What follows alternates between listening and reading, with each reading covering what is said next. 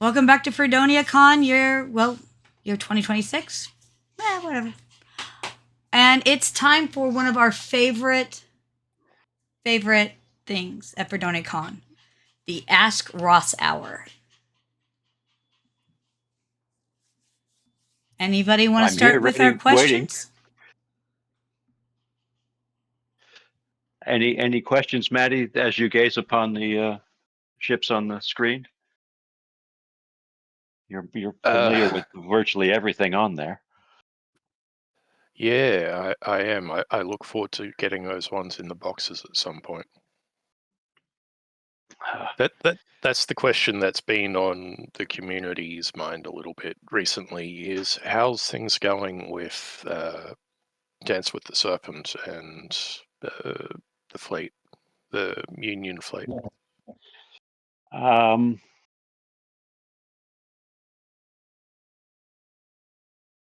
All of the Earth Dawn stuff is in hand in China. China is back up to full speed again after Chinese New Year celebrations. We've seen proofs for 2/3 of the Earth Dawn books. So that stuff is all in the beginning stages of actually getting printed and bound and finished. The Ether Stream stuff, as you can see on the table, we have samples of the Dromedary and Griffin box with ships inside. We have cast versions of both at the moment. So those are all ready to go. The cards and everything else is in place in China, so that those are being manufactured as we speak. Great. The campaign supplement extras pack, which will consist of a moon map, two 2x3 sheets to make a 4x3 planetscape and moonscape, and 2 sheets of round tokens and a sheet of hex tokens to represent orbital levels, gun emplacements, forts, other status markers, and squadron markers for those folks that don't have fighters. That's all pretty much finished. The only thing we're waiting on is the final double check of the campaign supplement itself. And that is due imminently. That'll probably be the last thing in the container. Right. With any luck, we might make April 1st, but it just depends on how the final editing and layout of the campaign supplement goes. And then we play the game of how long does the ship take and so on and so forth. So we're looking at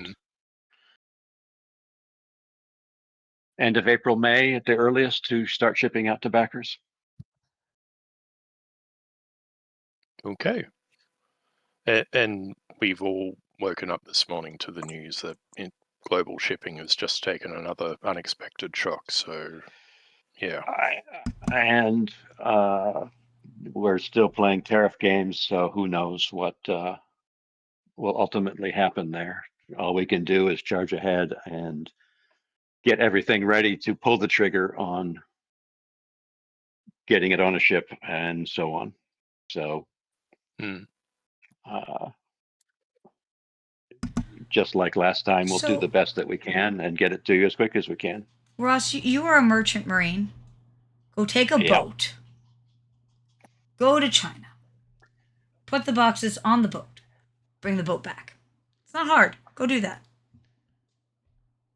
No, that's not the hard part. The hard part is doing the paperwork. Oh, no. We're skipping all that. You're not going to come into a normal port. It's like privateering. Business privateering. I see. Illicit shipping. It works that way, I think, probably. Well, if you can make that a plot line on your, and I will refer to it for guidance. Do not tempt Uh, me. This could happen. That's why I mentioned it. I can make that Um, work.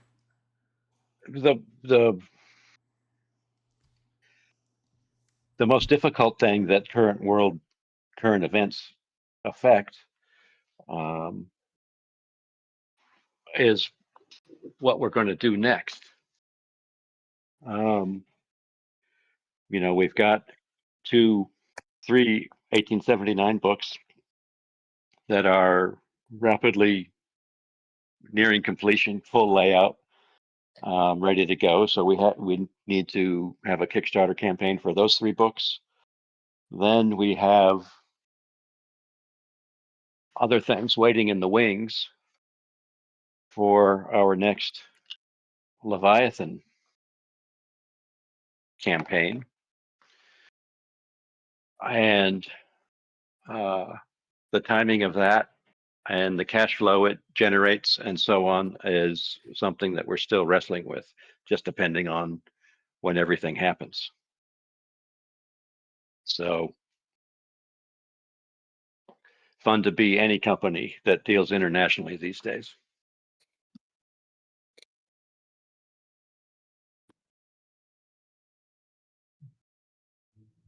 Hooray for a globalized society. Yeah, it was working great for a while there.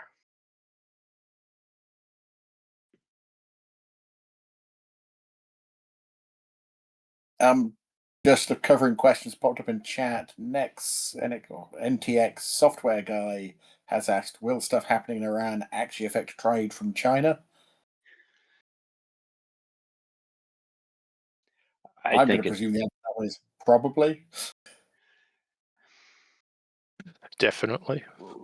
We had a shipment that was at one point scheduled to go from China through the Suez Canal to the east coast of the U.S. Current events canceled that voyage, and we ended up going the other way through the Panama Canal to the east coast of the U.S. So it can affect us that way. It almost certainly will in the short term. In the longer term, it's a matter of costs. When available capacity shrinks, the prices go up, and little guys like us, pay 2 times as much per container shipped as we used to, that kind of thing.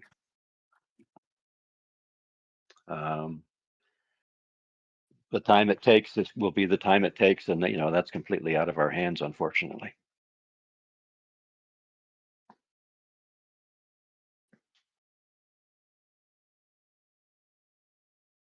What's next? Okay. Well,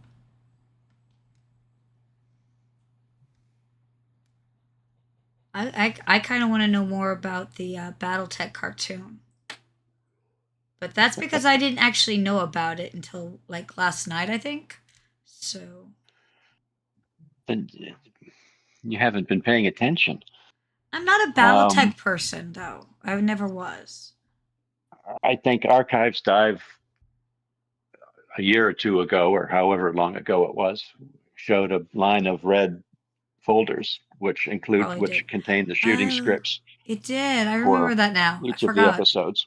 I slept since then. So we've got those. Did you get asked to look over them to make sure they were accurate, or? Oh, it was much more complicated than that. We said we could do the animation for you guys, and this was right at the beginning of VWE, and we had a bunch of really talented guys, and we did, here's what we can do for you. And the company that was funding all of this, Saban, said, nope, that's too realistic. We can't do that. So we toned it way down, and we ended up doing the animations for the battle scenes and various. I think that most of them were based in Korea. Did the animation, the cell animation for the dialogue, the people scenes, and then it was put together, and out came the episodes. Those red folders also contain all of the correspondence back and forth, which contained our approvals or no, that's no good, change it. I suggest this kind of thing. Most of that was spearheaded by Sam Lewis. And it was not a smooth ride, shall we say. And, you know, I think 12 or 13 episodes aired, and I have somewhere VHS copies of all of those. And, you know, we mentioned yesterday about getting those in a digital format so that they perhaps can be shared. You know, I that would love be to a good find, one to put on the wiki. yeah, absolutely. That's fair. That's why you keep me around. To be fair. Um, Maddie, those are all your painted ones, isn't it? On Ross's table. Yeah. It's not all of them, it's a few of them. And there's one there that Dan did too. Oh, is there? Which one did Dan do? The little one in the top center. Oh, the little blue and white? Yeah.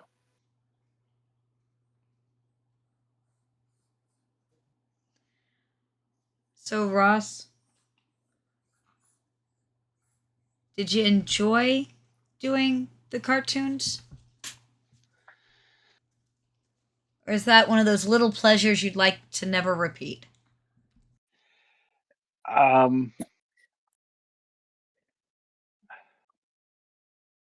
you know, you want it to be done right. And if it had been done right, we would have gotten more than just 13 episodes.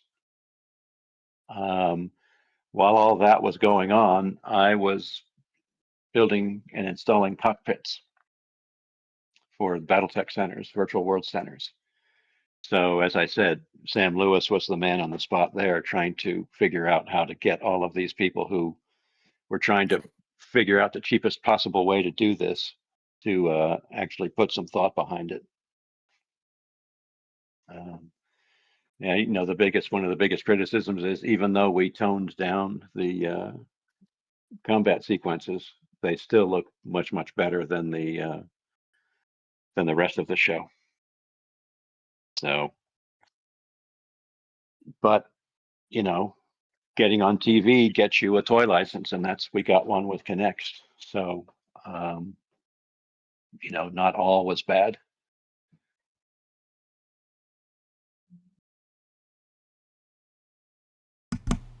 So, what's the worst project? The project you would never, ever want to go through again?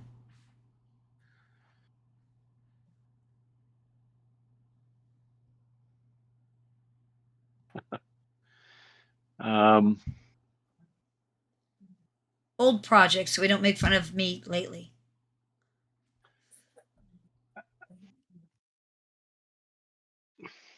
Game-wise, you know, making paper products, making tabletop products, that's relatively straightforward. Worst case is you can do just about every job yourself if you're willing to accept whatever art comes available at the time. Won't mention anything about stick figures at this point. When you stop doing paper and plastic and you start dealing with electronics and software, you enter a whole another realm of now you're dealing with things that you personally can't control. You can't dictate what's going to happen. You may have no clue why it's not working, and you have to rely on somebody else to figure that out. Those are the tough ones. But because again, we controlled it, we actually got a product that we were very proud of. So I wish they were easier, but I still want to do them again. If that's not a cop out.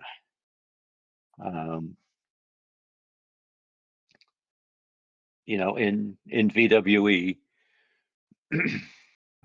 while we were getting the software and the hardware ready for virtual world centers, our Japanese partner had another project that he asked if we could we do that, and it was a laser shooting game. And of course, in our wisdom, said, sure, we can do that. We did do it. It wasn't easy, and I made 20 trips to Japan, babysitting that project along.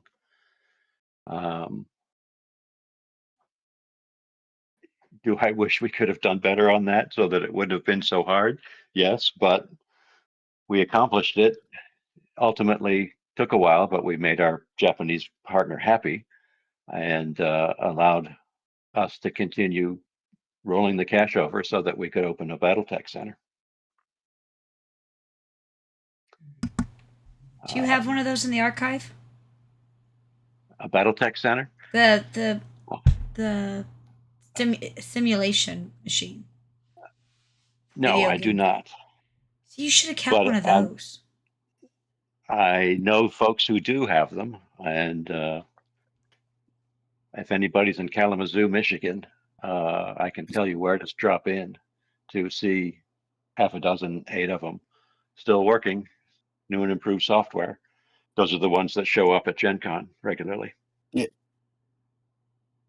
I spent a pleasant evening on the Saturday night in Gen Con last year playing on them in between that and heckling the BattleTech game that Jordan Wiseman was playing. Mm-hmm. It's always fun to get Jordan in a BattleTech game because he never remembers how to play. He has to relearn the rules every time he gets talked into one. He was spending most of his time lying on the floor, having difficulty standing up, as I recall.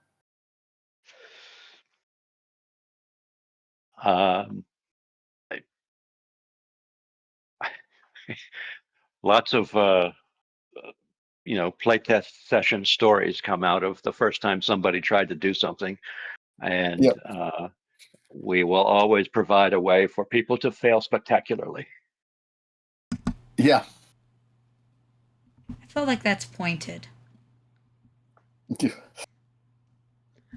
I'm talking within the game. I am too.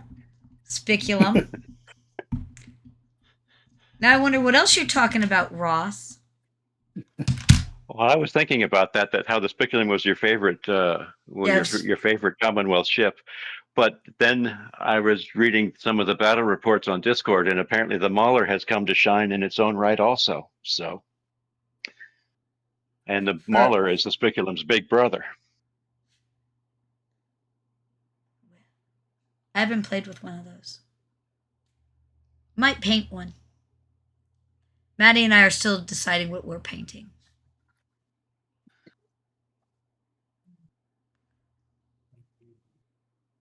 It's a pretty model. Just requires a little bit of extra attention. Yeah, but I have heat guns. Hmm. And I'm about to buy my first spray air spray paint thing. Airbrush, yes. I've been in this room a lot today. I require fresh air for brain. No, I'm going to get my first airbrush. The last podcast, not the one earlier today, but the last podcast was all about painting stuff. So I knew what to buy myself for my birthday.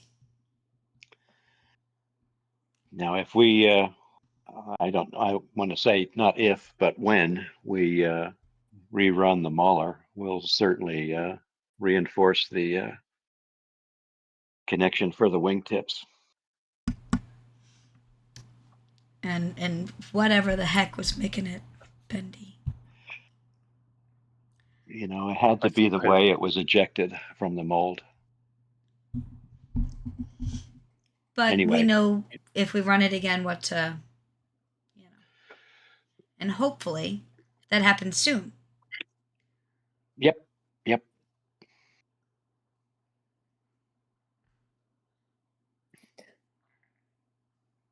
You know, I actually got my first heat gun not for miniatures.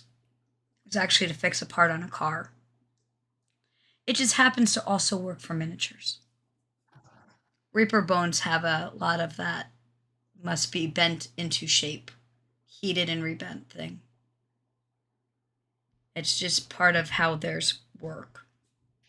Or they're just producing so many so fast. I don't know. But they have A several. lot of resins used in miniatures seem to have that issue. I've seen it sort of some of the Games Workshop high-end Forge World blind people going, oh, this is what do I do with it, and lots of advice of putting in hot water and that sort of thing, and then hot water bathing if you don't have a heat gun. The big thing with the heat gun is keep your distance. This is a slow, not a, otherwise you just like melt a hole in it. And I think for the sizing of sort of the Games Workshop sort of 1-inch size minis, it's finding the right tool for the right job, isn't it? Going to be with. Oh, for those, I don't know that I would even bother with a heat gun. I'd probably hot water. Yeah, heat gun might be too much for those, but.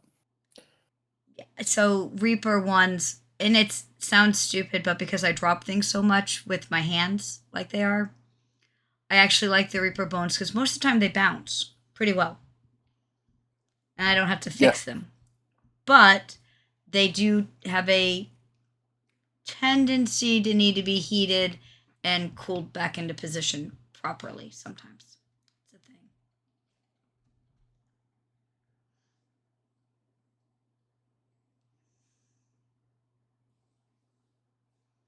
I know. Yes, I don't know if people remember the picture of the packing line in China, where we have a bunch of people who are definitely not gamers, are the last eyes before a piece goes in the box. So they definitely were not aware of the flaw that ships like the Muller, some of them have. The banana bend.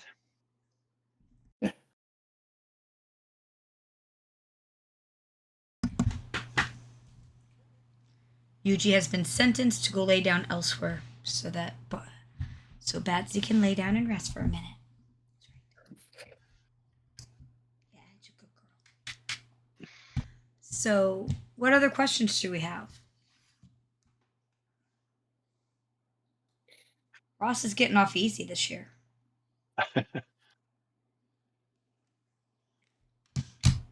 I've asked all of my good history questions.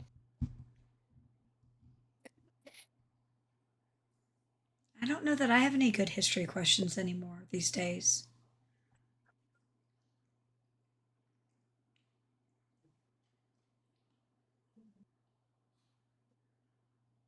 Did we ask you what got you into gaming? I know that gaming is how you and Jordan met and all that. But how did you get into it?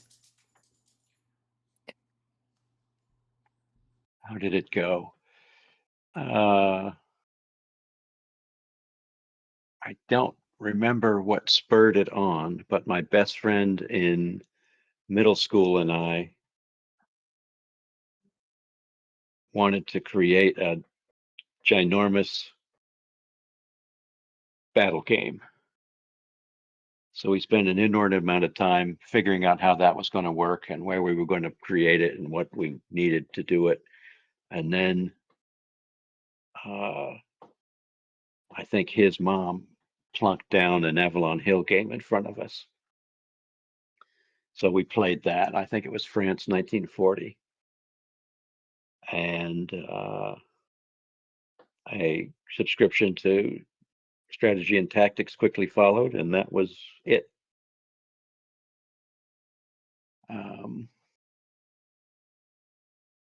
So I started out, from the war games branch of the hobby. So war games and miniatures have always been my favorite, and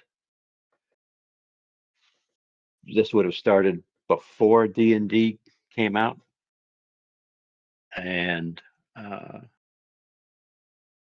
didn't really have the first game of Dungeons and Dragons until I was in college, and we quickly moved from D&D to Traveler.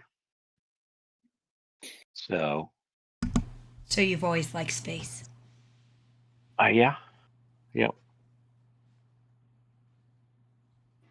You know, half of my fiction library is science fiction of one flavor or another.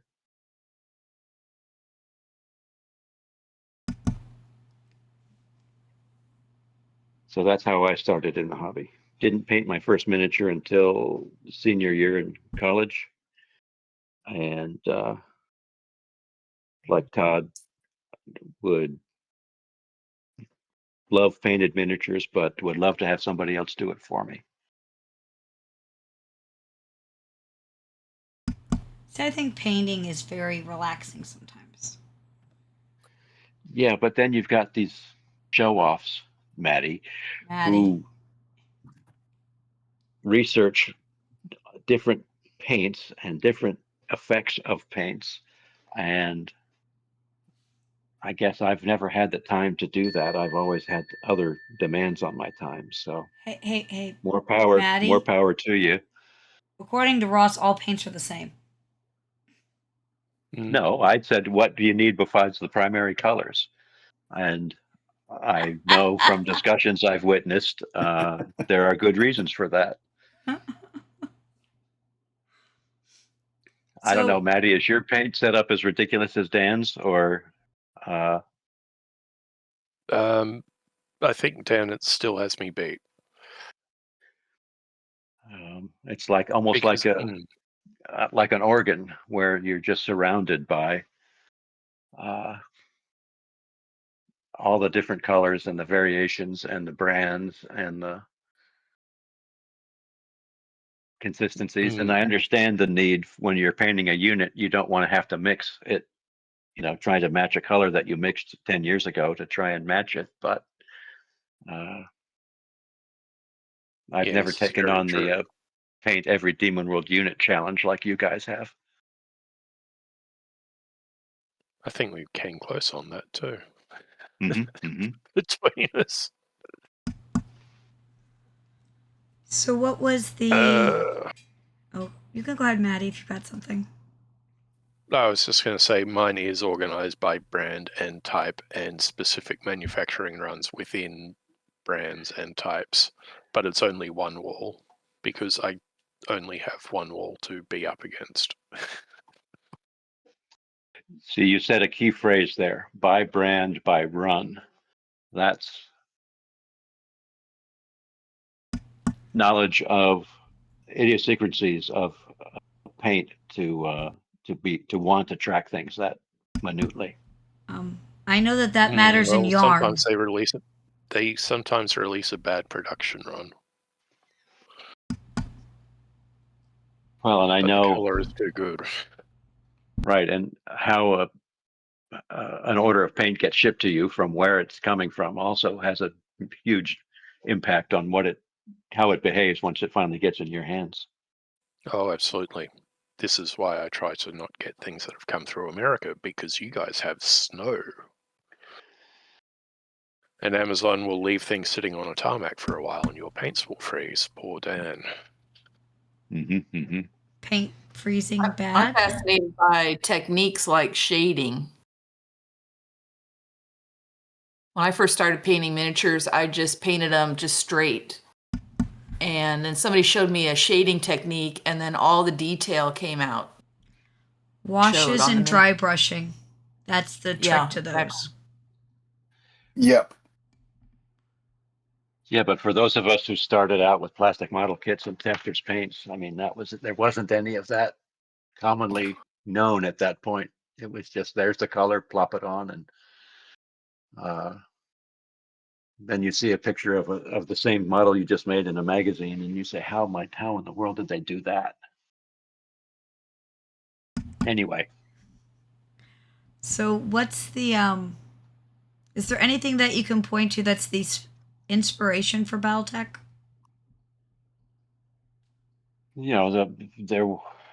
BattleTech didn't exist in any of our minds until those initial model kits were discovered. And it all came from that. So what about, because like Earthdawn we know comes from Shadowrun. What about something that's the inspiration for Shadowrun? The inspiration for Shadowrun was essentially, okay, we've got BattleTech. It's been a few years. What do we want to do next? And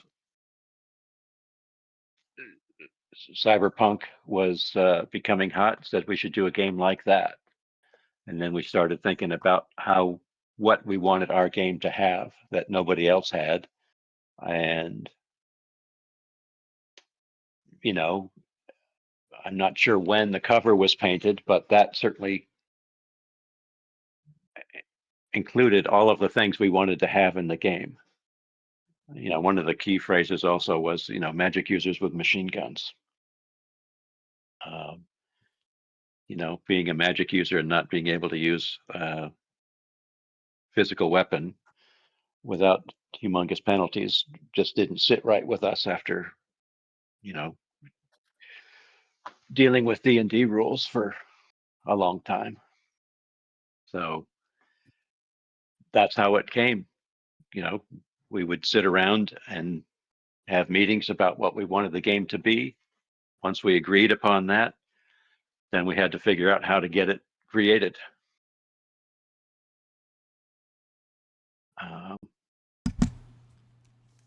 And that's how it worked for everything that we did.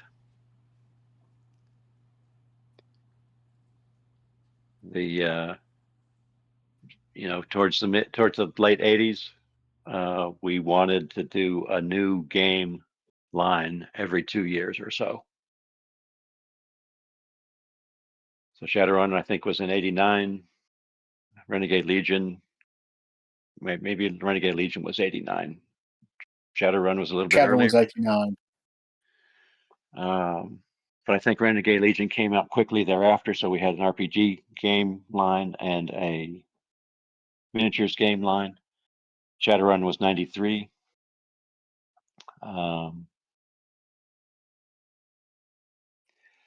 All the one-offs that we did in our earlier history were all gone, and we just concentrated on our main game lines at that point. I guess the last one was Crimson Skies.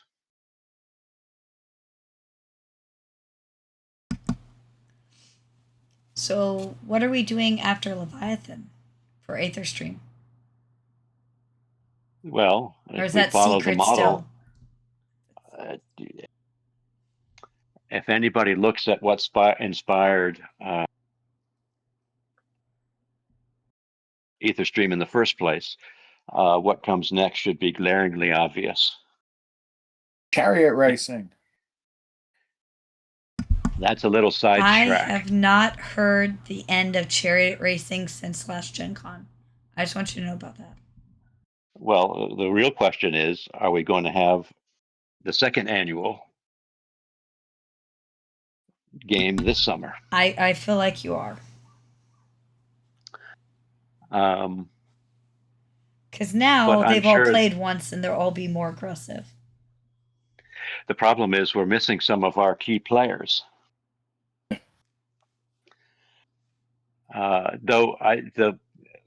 Is James still with us here, or did he bow out? I don't see him. He bowed out.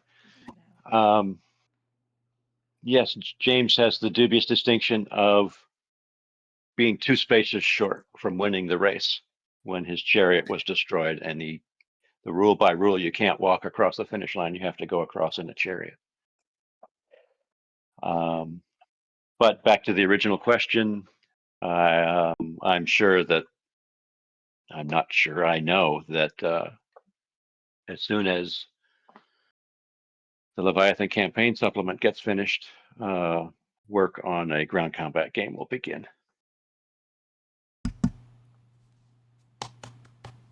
I'm excited. Cool. All right. Anybody else have some good questions? I've got a question. I can't remember if it's been asked before, but I haven't been to all of these. It's a looking back over the history of FASA. Any of the game lines that FASA has published that are currently not being published by somebody somewhere. Which one would you like to sort of bring back?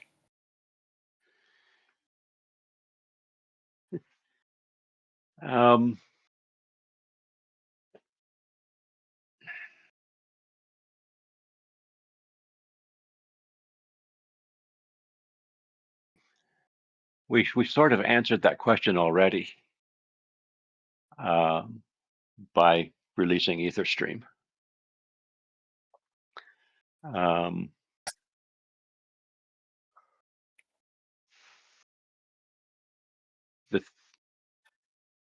couple of points. I don't think we would really be interested in any of the licensed properties except perhaps for Star Wars, which we just missed out on, because you have to submit things for approval. Yep. And that sucks. We were really pushing the boundaries of what Star Trek really wanted us to be able to do by the time we ended that relationship. I mean, we have somewhere there's a box mock-up of a Starfleet Marines supplement, which if it ever got in front of Gene Roddenberry, who was still alive and still influencing things back then, it would probably never would have, it would never get approved. It just goes against what some people thought Star Trek was all about back then.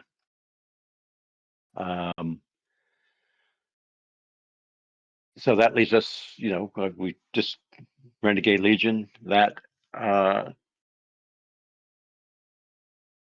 has morphed into EtherStream, and lucky for us, the trademarks on Interceptor and Leviathan had lapsed, and we were able to grab them. Not so true for Centurion. So who knows what that game will be called? Crimson Skies is a divided property. It was created by FASA Interactive, but the board game rights resided at FASA Corporation. So the electronic rights are actually held by Microsoft now. And the board game rights are held by an intellectual property holding company that knows they have them but refuses to do anything with them. Yeah. So, there's not much left after that.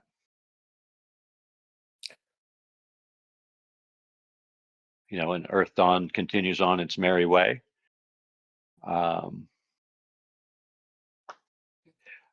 Yeah, paying a royalty sucks. Yeah. NTX Software Guy has asked in the main room voice chat text bit, how did you get the Earth Dawn IP back from Microsoft? But I seem to recall that's one of the ones we didn't get. We didn't get rid of. Certainly. Yeah, it was a split license, I thought. It's a little more convoluted than that. There's no easy. Nothing was ever easy for us ever. Back when we shut down in 2001, shut down active operations, all of the individual remaining IPs were transferred to WizKids. WizKids was being pestered by various folks wanting to license it. WizKids couldn't be bothered and transferred the rights back to FASA Corporation. That's how I have those rights. So that's how that worked.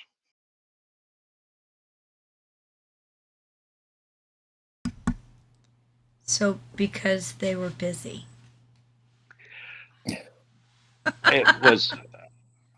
It was outside of what was in their plans. I mean, this was right at the beginning when the click stuff was really starting to take off. and a living room games or a red brick was just more trouble than it was worth. When you get to a certain size, dealing with a property that'll generate, several thousands in licensing revenue a year, but will take the same amount of time as something that is generating millions of dollars in revenue a year. How are you going to spend your time? That's what it came down to for WizKids at that point. I guess I can't blame them. But at least they gave it back. They didn't just hold on to it and say no. That's an important thing to remember. So we need to send them a Christmas card next year. Yeah, but WizKids today is not the WizKids of then. So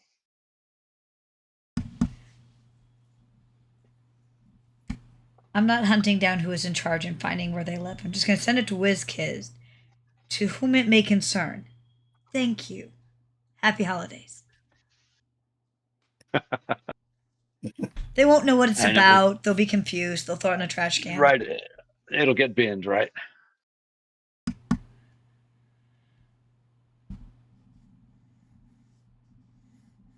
All right, how about this one? If you could create another line, if we had time and people and all of that worked out, what would the next line be? War game, topic.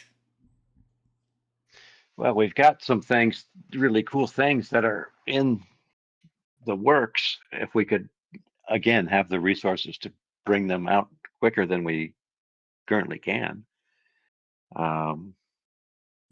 We have the aforementioned Etherstream ground combat game. That's going to be pretty cool. We have I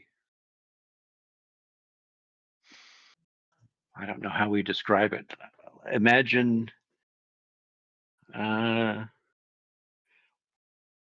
its working title is called the trading game. And the best way to describe it is a multiplayer, a massive multiplayer online simulation of Traveler, where you start out with your ship and X amount of capital, and what you do with it is up to you. And you're free to travel around, buy and sell stuff, raise capital,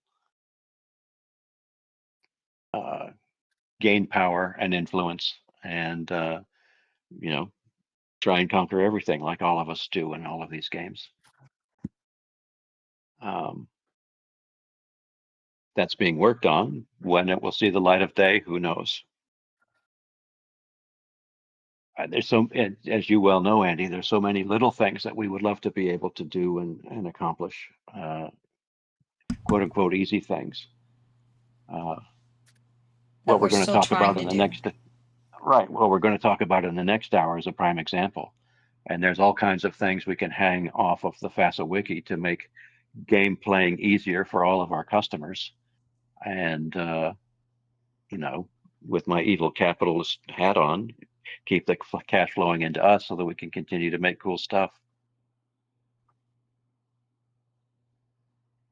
I don't mind your evil capitalist hat. I'm very pro those things myself. But I also would like to, maybe be able to pay everybody something the bank wants to be paid.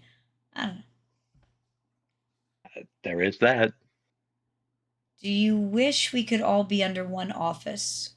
Or do you like the whole, my office is in my bedroom?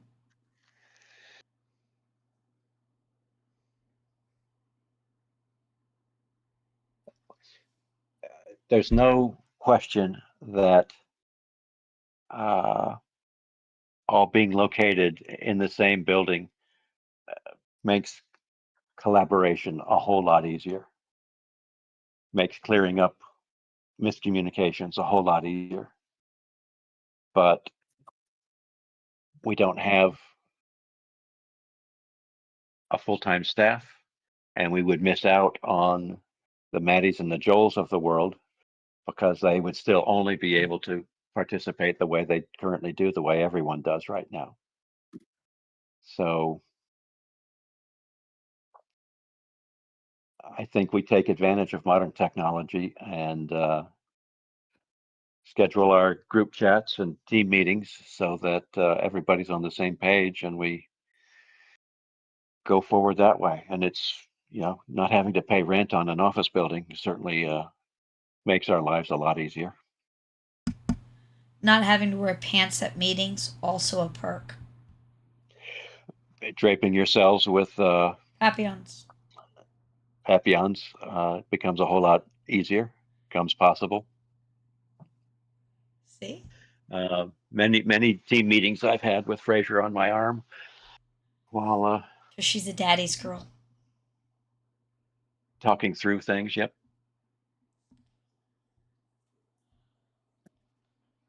All right, guys. We have about 5 minutes left or so. Anybody else got cool questions for Ross? Otherwise, you have to wait till next year. Because he won't answer any questions until then. He's like that. He likes to ask the questions, not answer them at meetings. Well, that is the one thing that that the office doesn't allow us to do. At various times in our office space and warehouses, there was a radio-controlled track with carpeted bank turns. There was laser tag in the warehouse. That was always good, clean fun. Sometimes laser tag degenerated into squirt guns, but that was before super soakers. Nerf battles were always good too in the office.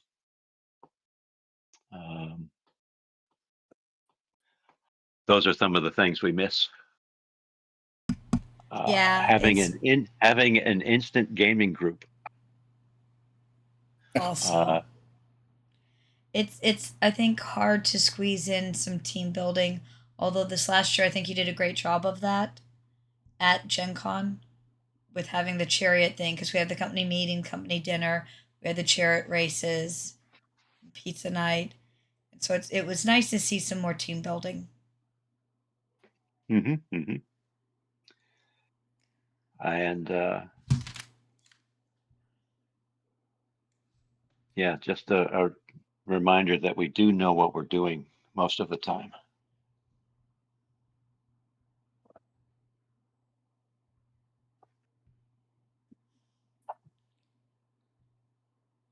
If we had the money, you better believe it, British Joel. And Maddie. So as soon as one of your OnlyFans goes like really well, you let me and Ross know. That's the only way we're getting that type of money. What? I haven't got the feet for OnlyFans. No. I mean, you can do other stuff on OnlyFans, I guess. All right. If I'm not seeing any other questions, I'm gonna. Like, I can't let you run away, Ross. You're like No, I know. very important to the next part of this. But I will let you. Guys, if the video game does well, I can always hope. I'll let Ross say goodbye, and then I'll stop the stream, and then we will get set up for the next thing. So long, everyone. Thanks, Maddie and Software Guy, for sticking through it, and hope you learned something that you didn't know before.